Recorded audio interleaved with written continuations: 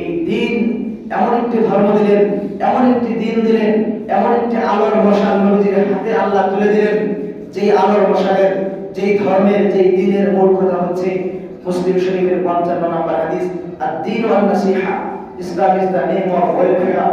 ইসলাম হচ্ছে মানবতার মুক্তির বার্তা। ইসলাম হচ্ছে মানুষের কল্যাণের কথা বলে। ইসলাম মানুষকে অন্ধকার থেকে আলোর পথে নিয়ে আসে। ইসলাম মানুষকে অন্ধকারে নিমজ্জিত থাকা মানুষগুলোকে তুলে তুলে জান্নাতের পথে হাঁটতে শেখায়, আল্লাহর কথা শেখায়, আল্লাহর নবীর কথা শেখায় এবং চূড়ান্ত সফলতার পথ দেখায়। আল্লাহ নবী সাল্লাল্লাহু আলাইহি সাল্লাম এমন একটি আদ-দীন ওয়ান নাসিহা, মানবতার কল্যাণ সাধন, মানবতার মুক্তির বার্তা। এটা ইসলামের মূল থিংকিং, এটা ইসলামের মূল লক্ষ্য, এটা ইসলামের মূল ধারণা। মানুষকে আল্লাহ রাব্বুল আলামিন মুক্ত করতে চান, মানুষকে আল্লাহ অন্ধকার থেকে আলোর পথে আনতে চান, মানুষের জীবনকে আল্লাহ উজ্জ্বলময় করতে চান, মানুষকে আল্লাহ রাব্বুল আলামিন অন্ধকার থেকে টেনে টেনে আল্লাহর পথের দিশা দিয়ে তাদেরকে জান্নাত পর্যন্ত পৌঁছে দিতে চান। বলেন সুবহানাল্লাহ। এমন একটি দিন এবং ধর্ম দিয়ে নবী মুহাম্মদ রাসূলুল্লাহকে গোটা পৃথিবী যখন অন্ধকারে নিমজ্জিত এবং আচ্ছাদিত, সেই সময় এই পৃথিবীতে আলোর মশাল দিয়ে, ইসলাম দিয়ে, দিন ইসলামকে তার সঙ্গী করে এই দুনিয়াতে নবী মুহাম্মদ রাসূলুল্লাহকে আল্লাহ পাঠিয়েছিলেন। গায়ে হেরার মধ্যে সর্বপ্রথম আল্লাহ রাব্বুল আলামিন সেই শান্তির বায়না নাযিল করলেন। সূরা আলাকের 1 থেকে 5 নম্বর আয়াত, 5টি আয়াত সর্বপ্রথম এই দুনিয়াতে আল্লাহ নাযিল করলেন। ইকরা বিসমি রাব্বিকাল্লাযী খালাক, খালাকাল ইনসানা মিন আলাক, ইকরা ওয়া রাব্বুকাল আকরাম আল্লাযী আল্লামা বিল কলম, আল্লামাল ইনসানা মা লাম ইয়ালাম। আল্লাহ রাব্বুল আলামিন এই পৃথিবীতে সর্বপ্রথম শুরু করলেন শান্তির বার্তা, শান্তির কর্মসূচি, শান্তির পদক্ষেপ।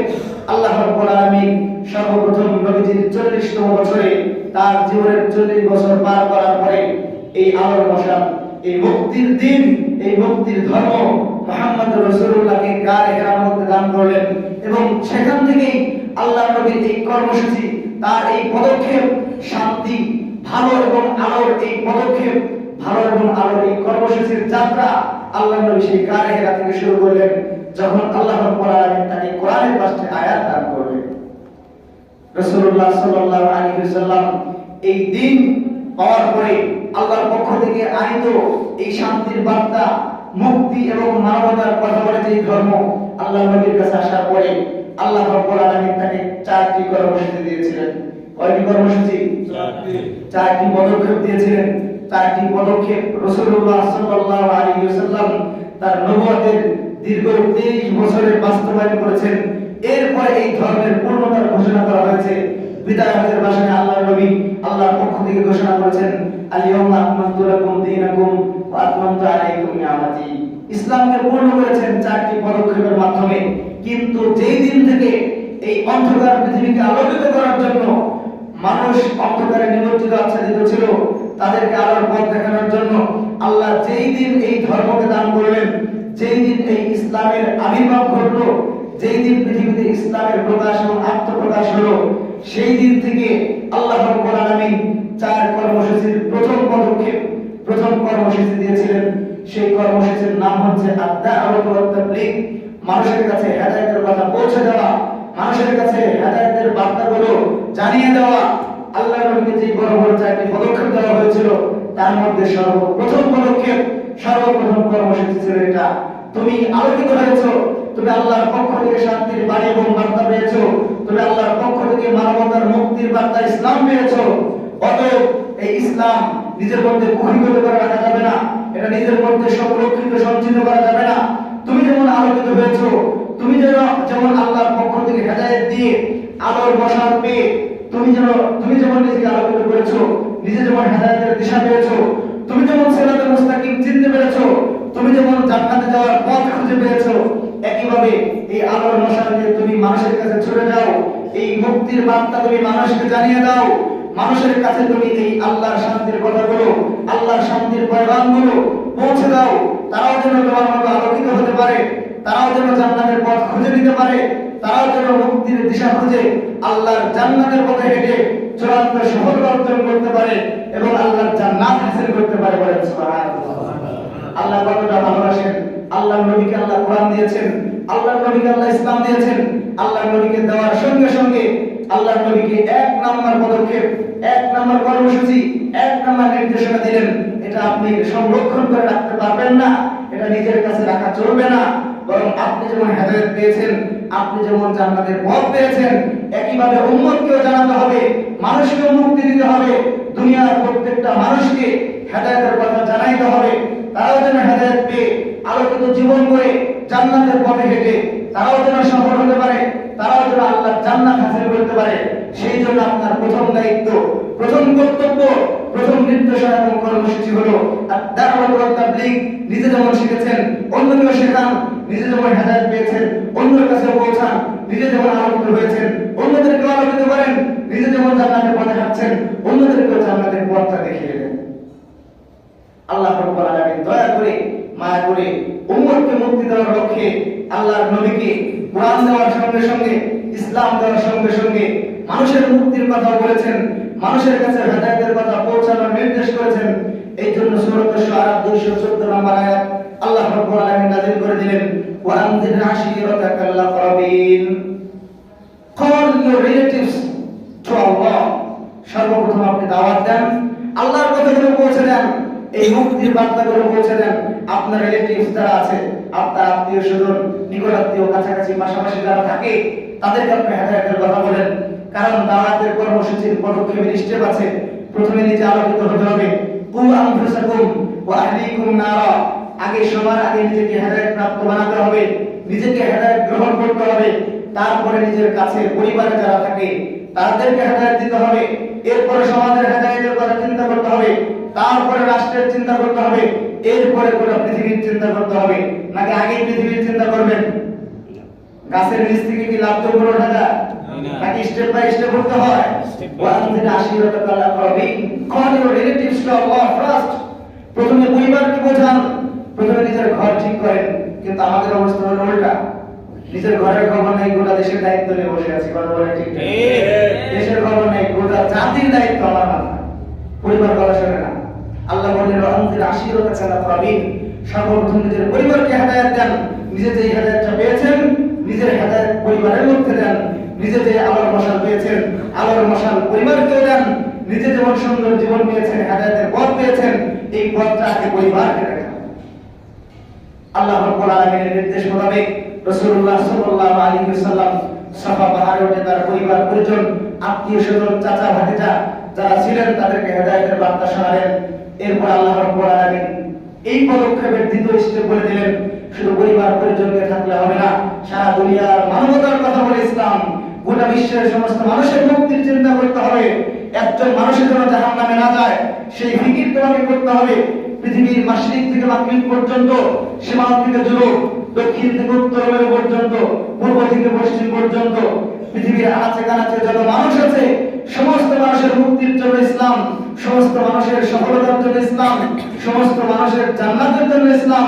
অতএব আপনি আর আপনার পরিবার হেদায়েত পেলে হবে না, বরং গোটা দুনিয়া সমস্ত মানুষের কাছে হেদায়েতের লক্ষ্যে আপনাকে সফর করতে হবে, ফিকির করতে হবে, দাওয়াত এবং তাবলীগ করতে হবে। আল্লাহর দ্বীনের দাওয়াত নিয়ে, আল্লাহর দ্বীনের আহ্বান নিয়ে, আল্লাহর পক্ষ থেকে এই ডাক নিয়ে সারা দুনিয়ার মানুষের কাছে যাবেন, সবার কাছে পৌঁছে দিবেন। এই জন্য আল্লাহ নাযিল করলেন সূরাতুন নাহলের 125 নম্বর আয়াত, সূরা মায়েদার 67 নম্বর আয়াত, ইয়া আইয়ুহার রাসূল ইয়া আইয়ুহার রাসূল বাল্লিগ মা উনজিলা ইলাইকা মির রাব্বিক। হে নবী, আপনি পৌঁছে দেন আপনার রবের পক্ষ থেকে যেই বাণী, আপনার রবের পক্ষ থেকে যেই শান্তির কথা, আপনার রবের পক্ষ থেকে যে মানবতার মুক্তির বার্তা আপনি পেয়েছেন, এরপরে আপনার পরিবারকে দিয়েছেন। একইভাবে এই বার্তাগুলো পৌঁছে দেন, এই শান্তির কথাগুলো আপনি মানুষকে জানিয়ে দেন। পৃথিবীর মাশরিক থেকে মাগরিব পর্যন্ত সারা দুনিয়াতে যত মানুষ বসবাস করে প্রত্যেকটা মানুষের কাছে পৌঁছে দেন, সারা দুনিয়ার মানুষকে জানিয়ে দেন Islam is the religion of humanity. শুধু এটা আমার জন্য নয়, এটা আমার পরিবারের জন্য নয়, এটা আমার আত্মীয়তার জন্য নয়, এটা ওই যে আফ্রিকা, ওই যে সুদূর আফ্রিকা আছে, ওই যে সুদূর আফ্রিকার কালো মানুষগুলো আছে, ওই যে পশ্চিমা বিশ্বের সাদা মানুষগুলো আছে, সাদা কালোর পার্থক্য নাই, সাদা কালোর কোনো প্রভেদ নাই, ছোট বড়ের কোনো বিভেদ নাই। এই দুনিয়াতে যত মানুষ বসবাস করে আপনি পৃথিবীর প্রান্ত প্রান্ত থেকে যত মানুষ আপনার কাছে আসবে, আপনি পৃথিবীর যত প্রান্তে প্রান্তে ছুটে যাবেন, প্রত্যেকটা মানুষকে আপনি জানিয়ে দিবেন ইসলাম সবার জন্য, ইসলাম সবার কল্যাণের জন্য, ইসলাম সবার মুক্তির জন্য। অতএব বাল্লিগ মা উনজিলা ইলাইকা মির রাব্বিক, আপনার রবের পক্ষ থেকে যেটা আপনাকে জানানো হয়েছে আপনি জানেন, পরিবারকে জানান, এরপর গোটা পৃথিবীর সমস্ত মানুষকে জানান, সারা দুনিয়ার সব মানুষের মুক্তির ব্যবস্থা করেন। বলেন সুবহানাল্লাহ। আমরা বাংলাদেশে বসে ইসলাম পাইনি, জি ইসলাম আমরা পেয়েছি। কিভাবে আসলে আমাদের কাছে? আমাদের কাছে পৌঁছানো হয়েছে আসমান থেকে। কোরআন বাংলাদেশে নাজিল হয় নাই, নাকি কোরআন বাংলাদেশে নাজিল হয়েছে? না। ভারতবর্ষে কোরআন নাজিল হয়েছে? না, হয় নাই। আল্লাহ নবী পৌঁছিয়েছেন, সাহাবায়ে কেরাম পৌঁছিয়েছেন, আল্লাহর এই হুকুম মোতাবেক তারা দুনিয়ার দিক বিদিক ছড়ে গিয়েছেন মানুষের কাছে। এই ফরমান অনুযায়ী ঈমান এবং ইসলামের কথা, ঈমান এবং ইসলামের আলোর কথা, ঈমান এবং ইসলামের ভালোর কথা দুনিয়ার সমস্ত মানুষকে জানিয়ে দিয়েছে। মানুষ এই আলো এবং ভালো দেখে এগুলোকে গ্রহণ করেছে এবং মুসলমান হয়েছে। যেই কারণে বাংলাদেশ থেকে আজকে আমরা মুসলমান হয়েছি। বলেন আলহামদুলিল্লাহ। আলহামদুলিল্লাহ। মুহতারাম মুহাজিরিন, শুধু এখানেই শেষ করেননি। আল্লাহ রাব্বুল আলামিন দুনিয়ার সমস্ত মানুষকে মুক্ত করার জন্য, সারা পৃথিবীর মানুষকে আলোর এবং ভালোর পথ দেখানোর জন্য, জান্নাতের সিরাতে মুস্তাকিমে তুলে আনার জন্য আল্লাহ রাব্বুল আলামিন শুধু দাওয়াতের হুকুম করেছেন তাই নয়, এই দাওয়াত কিভাবে দিতে হবে, দাওয়াত মানুষের কাছে কিভাবে পৌঁছানো হবে সেটার পদ্ধতি এবং তরিকা পর্যন্ত বলে দিয়েছেন। যেন আল্লাহর নবী এবং নবীর পরবর্তী মানুষ যারা দাওয়াতের কাজ করবে সবাই যেন সমাজের মানুষের শ্রেণী ভেদ বুঝে বুঝে, মানুষের অবস্থান, ক্যাটাগরি, কোয়ালিটি অনুধাবন করে করে সবাইকে যেন দাওয়াতটা সুন্দর করে পৌঁছাতে পারে, আল্লাহর শান্তির পয়গাম দিয়ে দিয়ে মানুষকে যেন জান্নাতি বানাতে পারে। এই জন্য আল্লাহ নিজেই পদ্ধতি বলে দিয়েছেন। বলেন সুবহানাল্লাহ। আল্লাহ কার বর্ণ করেন নাই যে তুমি তোমার মতো দাওয়াত দিয়ে দাও, আল্লাহ নিজেই বলেছেন কিভাবে দাওয়াত দিবি। সূরা নাহলের 125 নম্বর আয়াতে আল্লাহ বলেন, উদউ ইলা সাবিল রাব্বিকা বিল হিকমাতি ওয়াল মাউইযাতিল হাসানা ওয়াজাদিলহুম বিল্লাতী হিয়া আহসান। দাওয়াতের পদ্ধতি তিনটি। কয়টি? তিনটি। আমরা সকলে দায়ী না? জি। কথা বলেন, দায়ী মানে যে দাওয়াত দেয়। আমরা সকলে কি দায়ী? এটা শুধু নবীকে বলা হয় না, সাহাবীকে বলা হয় না। যে ঈমান শিখবে, যে ইসলাম শিখবে, সবারই দায়িত্ব হলো আরেকজনকে শেখাতে হবে। যে হেদায়েতের আলো পাবে তার কর্তব্য হলো আরেকজনকে সে আলো দিতে হবে। যার কাছে আলো আসবে তার নৈতিক এবং ঈমানি দায়িত্ব হলো এই আলোয় আরেকজনকে আলোকিত করতে হবে।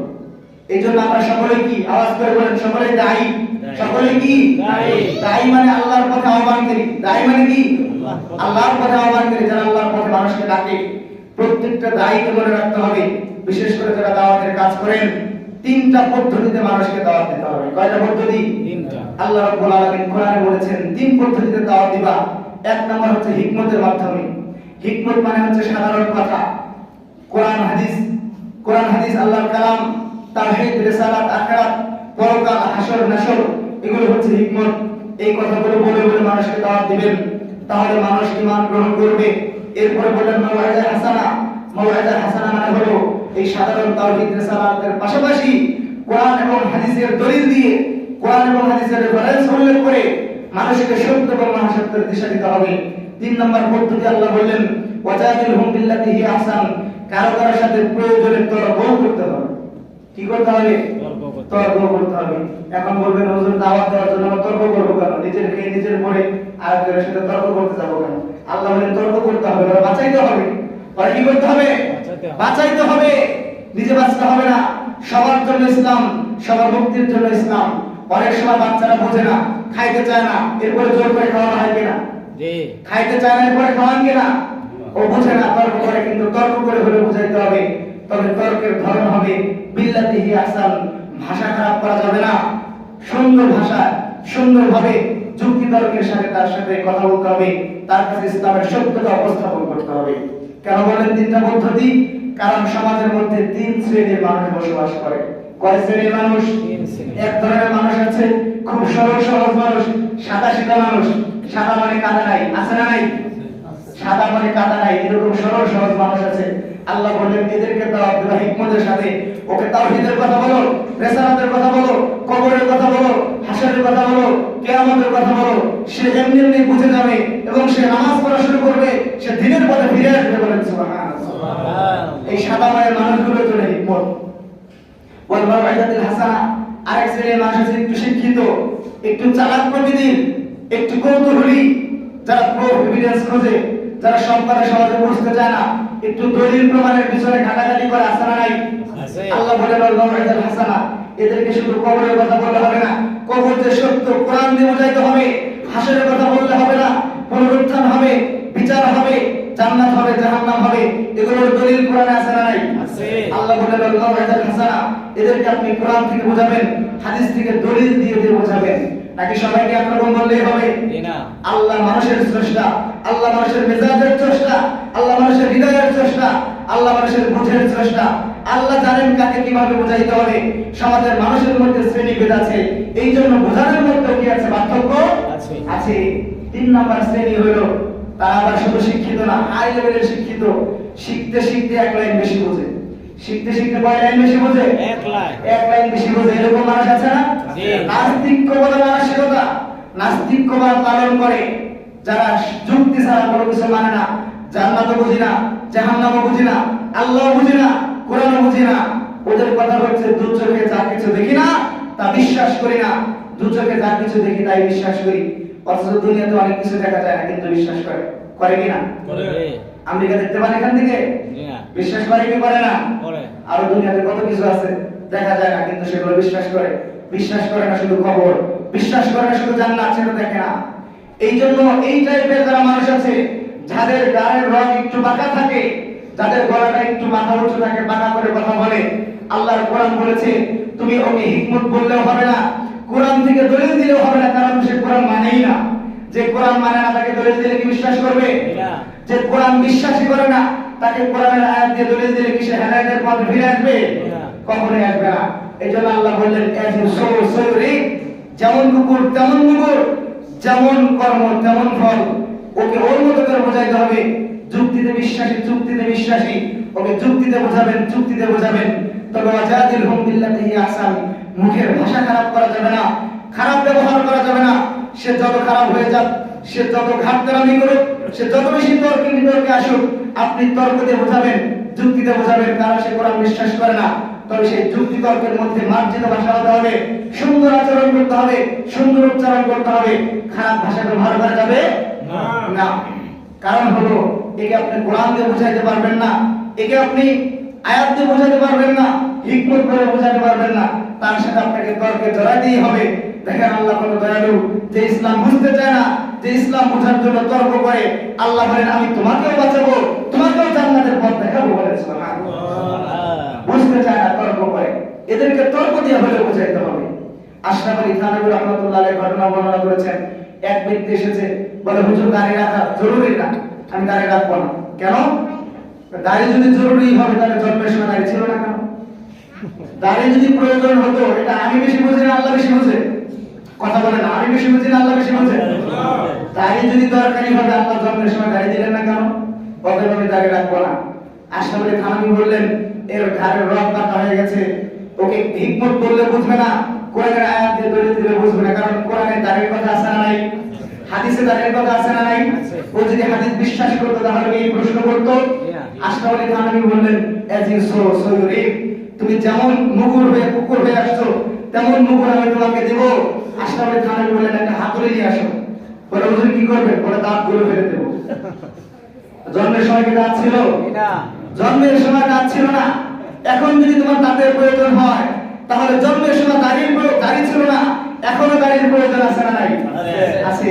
জন্মের সময় দাড়ি না থাকা যদি পরবর্তীতে দাড়ি না রাখার দলিল হয়, তাহলে জন্মের সময় দাঁত না ওঠাটা এখন দাঁত না থাকার দলিল হবে। তুমি যদি দাড়ি না থাকার পক্ষে জন্মের সময় দাড়ি না হওয়াকে দলিল দাও, আমি তোমার দাঁতগুলো ভেঙে দিয়ে প্রমাণ করতে চাই এখন তোমার দাঁতের কোনো প্রয়োজন নাই। সোজা হয়ে গেছে, সোজা হয়ে গেছে। এটাকে বলা হয় দাঁত ভাঙা জবাব। এটাকে কি বলে? দাঁত ভাঙা জবাবের প্রচলন এখান থেকে শুরু হয়েছে। দাঁত ভাঙা জবাব, তাকে মাওয়াইজা হাসানা বললে হবে না, হিকমত বললে হবে না। এটার জন্য আল্লাহর কোরআন বলেছে ওয়াজাদিলহুম বিল্লাতি হিয়া আহসান, এদের মতো যারা আছে ওদের মতো করে জবাব দিতে হবে, যুক্তি তর্ক দিয়ে। তবে ভাষা সুন্দর রাখতে হবে, ভাষা খারাপ করা যাবে না, মুখ খারাপ করা যাবে না, জবান খারাপ করা যাবে না, আচরণ এবং উচ্চারণ খারাপ করা যাবে না, মিসহাব করা যাবে না। সুন্দর আচরণে যুক্তি তর্কের মাধ্যমে হলেও তাকে জান্নাতের পথ দেখাতে চান কে? আল্লাহ কত দয়ালু। যে ইসলাম বুঝতে চায় না আল্লাহ তাকেও ইসলাম বুঝাবেন। যে দিনের পথে আসতে চায় না, হেদায়েতের পথে আসতে চায় না, আল্লাহ তারও হেদায়েতের ব্যবস্থা করেছেন। আওয়াজ করে বলেন সুবহানাল্লাহ। মুহতারাম হাজিরিন, কতটা গুরুত্বপূর্ণ বিষয় মানুষের কাছে হেদায়েত পৌঁছানো, মানুষের কাছে দাওয়াত পৌঁছানো। শুধু তাই নয়, আল্লাহ রাব্বুল আলামিন এই দাওয়াতকে, মানুষের কাছে হেদায়েতের কথা পৌঁছানোকে সর্বোত্তম কথা, সর্বোত্তম আমল বলে অভিহিত করেছেন। কোরআনে কারীমের মধ্যে আল্লাহ বলেছেন, হেদায়েতের কথা যে আরেকজনের কাছে পৌঁছায়, হেদায়েতের কথা যে আরেকজনকে বলে বেড়ায়, যে আরেকজনকে হেদায়েতের কথা আনার চেষ্টা করে, ওই ব্যক্তির চেয়ে প্রিয় বান্দা, ওই ব্যক্তির কথার চেয়ে প্রিয় কথা দুনিয়াতে আর কিচ্ছু হতে পারে না। তার চেয়ে প্রিয় কথা কিচ্ছু হতে পারে না। সূরা ফুসসিলাতের 33 নম্বর আয়াতে আল্লাহ বলেন, ওয়ামান আহসানু কাওলাম মিম্মান দাআ ইলাল্লাহ, ওয়ামান আহসানু কাওলাম মিম্মান দাআ ইলাল্লাহ, who can speak better than him who calls people to the straight way of Allah? তার চেয়ে সুন্দর কথা, তার চেয়ে উত্তম কথা, তার চেয়ে প্রিয় কথা আর কে বলতে পারে? তার চেয়ে ভালো কথা আর কার হতে পারে? যে মানুষকে আল্লাহর দিকে আহ্বান করে, যে মানুষকে আল্লাহর দিকে ডাকে। অর্থাৎ যে ব্যক্তি মানুষকে দ্বীনের পথে আহ্বান করে, যে ব্যক্তি হেদায়েতের কথাগুলো, হেদায়েতের দাওয়াত নিয়ে আরেকজন মানুষের কাছে ছুটে যায়, যে মানুষকে হেদায়েতের কথা শিক্ষা দেয়, আল্লাহর কোরআন বলে ওই ব্যক্তি আল্লাহর কাছে সবচেয়ে প্রিয়, ওই ব্যক্তির কথা আল্লাহর কাছে সবচেয়ে পছন্দনীয়। বলেন সুবহানাল্লাহ। আল্লাহর কাছে তার কথা সবচেয়ে প্রিয়, আল্লাহর কাছে ওই বান্দা সবচেয়ে প্রিয়, আল্লাহর কাছে ওই মানুষের কথাগুলো বড় মাহবুব। আল্লাহ পছন্দ করেন, আল্লাহ ভালোবাসেন। আল্লাহর পছন্দের তালিকা চলে গেলে তার জন্য জান্নাত আছে না নাই? তার জন্য নিশ্চিত জান্নাত। আল্লাহ যার কথা পছন্দ করেন, আল্লাহ যাকে ভালোবাসেন, তার জন্য হাসর নাসরে জান্নাতের ফয়সালা হয়ে যাবে, সে সোজা আল্লাহর জান্নাতে চলে যাবে। বলেন সুবহানাল্লাহ। অতএব দাওয়াতের দরকার আছে না নাই? আমরা যা শিখেছি সেটা আরেকজনের কাছে পৌঁছানোর প্রয়োজন আছে না নাই? পৌঁছাইতে হবে। এমনকি আল্লাহ নবী সাল্লাল্লাহু আলাইহি সাল্লাম 23 বছরের এই জীবনে মানুষের কাছে দাওয়াতি প্রোগ্রাম শেষ করে গোটা দুনিয়ার মানুষের কাছে দাওয়াতের কার্যক্রম, পদক্ষেপ, কর্মসূচিগুলো বাস্তবায়ন করে রাসূলুল্লাহ সাল্লাল্লাহু আলাইহি সাল্লাম যখন পৃথিবী থেকে বিদায় নিয়ে যাবেন, বিদায় হজের ভাষণে 10ম হিজরিতে আল্লাহ নবী যেই বছর ওফাত হয়েছেন, ইন্তেকাল হয়েছে, মৃত্যুর রাত দিয়ে বিদায় হজের ভাষণের পরে তিনি দুনিয়াতে 81 দিন জীবিত ছিলেন। কতদিন জীবিত ছিলেন? 81 দিন বেঁচে ছিলেন। এরপরে তিনি দুনিয়া ত্যাগ করেছেন। 81 দিন আগে, দুনিয়া থেকে চলে যাওয়ার 81 দিন আগে বিদায় হজের ভাষণে আল্লাহ নবী এই গুরু দায়িত্ব গোটা দুনিয়ার উম্মতের কাছে দিয়ে গেছেন। বুখারী শরীফের 34-61 নম্বর হাদিস, বাল্লিগু আন্নী ওয়ালাউ আয়া, convey Islam to the people, to the world, even a message, even a word. তোমরা আমার পরে থাকবে, আমি আর বেশি দিন বাঁচবো না, আমি চলে যাব, আমি মরে যাব, আমি এই পৃথিবী ত্যাগ করে চলে যাব আল্লাহর কাছে, কিন্তু ইসলাম কোনোদিন থামেনি এবং থেমে থাকবে না। কথা বলেন ঠিক কিনা? আমি চলে যাব, ইসলামের বার্তা থামবে না। আমি মরে যাব, কিন্তু ইসলামের এই মিশন এবং ভিশন কোনোদিন থামবে না। কেউ থামাতে পারবে না, কেউ রুখতে পারবে না। বাল্লিগু আন্নী ওয়ালাউ আয়া, আমি মৃত্যুর আগে তোমাদের ওসিয়ত করে যাচ্ছি, আমার পক্ষ থেকে সারা দুনিয়ার মানুষের কাছে যেই মুক্তির বাণী নিয়ে আমি দুনিয়াতে এসেছিলাম, যেই মুক্তির পয়গাম নিয়ে আমি এই আরবটাকে সুন্দর করেছি, যে মুক্তির পয়গাম এবং ইসলাম দিয়ে আমি এই আরবটাকে সুশোভিত করেছি, তোমরা এই মুক্তির পয়গাম নিজেদের কাছে সংরক্ষিত করে রেখো না, বরং মানবতার মুক্তির ধর্ম ইসলামের এই কথাগুলো, শান্তির কথাগুলো দুনিয়ার প্রান্তে প্রান্তে মানুষের কাছে ছুটে যাবে, তাদের কাছে পৌঁছে দিবে। মাশরিক থেকে মাগরিব পর্যন্ত পৃথিবীর সমস্ত মানুষ যেন ঈমানের ছায়া তলে আসতে পারে, ইসলামের ছায়া তলে আসতে পারে, মুক্তির ধর্ম গ্রহণ করতে পারে এবং আল্লাহর জান্নাত লাভ করতে পারে। বলেন সুবহানাল্লাহ। আল্লাহর নবী শেষ ওসিয়ত করে গেছেন, আমি মরে যাচ্ছি, আমি চলে যাব, আমি হয়তো আর বেশি দিন থাকবো না, কিন্তু ইসলামের এই শান্তির কথা থেমে থাকবে না। আমি মরে যাব, ইসলামের শান্তির কথা মরবে না। আমি চলে যাব, কিন্তু ইসলামের এই মিশন ও ভিশন কেউ থামাতে পারবে না। বরং আমার পরে 16 লক্ষ সাহাবীর সামনে ভাষণ দিয়েছিলেন, আমার পরে তোমরা এই কথা পৌঁছে দিবা, সারা দুনিয়ার মানুষের কাছে পৌঁছে দিবা। এখন পৃথিবীর সবখানে ইসলাম আছে না নাই? আছে। পৃথিবীর প্রত্যেকটা দেশে মুসলমান আছে না নাই? আছে। আল্লাহ বলার মানুষ আছে না নাই? আছে।